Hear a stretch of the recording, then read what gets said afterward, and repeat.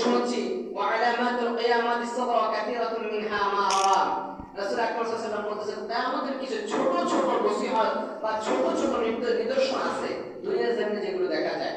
তার মধ্যে রাসূল বলেছেন ক্বালা সামি'তু রাসূলুল্লাহ সাল্লাল্লাহু আলাইহি ওয়াসাল্লাম বলেছেন ইন্না মিন আশরাতিস সাআতি আন ইরফা'a আল-'ilm বিকবদিল উলামা।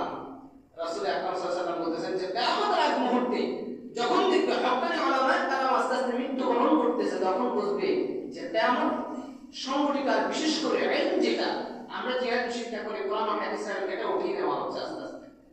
আপনি দেখেন এখন বড় বড় আলেম যারা তারা আস্তে আস্তে বিদায় নিচ্ছে, ভবিষ্যতে যারা আলেম আসছে তাদের মধ্যে নাই। ডিব্বা আছে কিন্তু ডিব্বার ভিতরে কিছু নাই, বাতাস। তার কারণ হচ্ছে আমাদের কাছে ইলমের গভীরতা খুব কম। যাদের ভিতরে ইলমের গভীরতা ছিল, যাদের ভিতরে রিসার্চ সম্পর্কে সম্ভাবনা ছিল, যারা কোরআন হাদিস নিয়ে গবেষণা করত, রাসূল সাল্লাল্লাহু আলাইহি ওয়াসাল্লামের আদর্শ মোতাবেক যারা চলত, তারা দুনিয়া থেকে আস্তে আস্তে বিদায় নিচ্ছে। যেন রাসূল বলতেছেন যে ইলম উঠিয়ে নেওয়া হবে কিয়ামতের আগে, আর এটার বাস্তবায়ন করা হবে আলেমদের মাধ্যমে, হক্কানি উলামায়ে কেরাম উঠিয়ে নেওয়া হবে।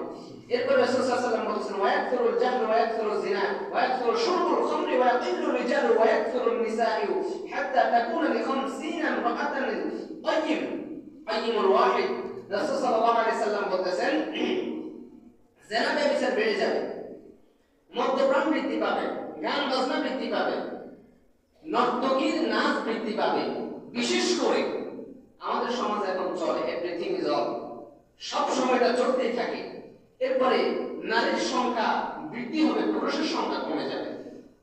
নারীর সংখ্যা বৃদ্ধি কেমন হবে রাসূল তাও বলতেছেন যে এমন একটা সময় আসবে একজন পুরুষ 50 জন নারীর দায়িত্ব তার কাঁধে নিতে হবে।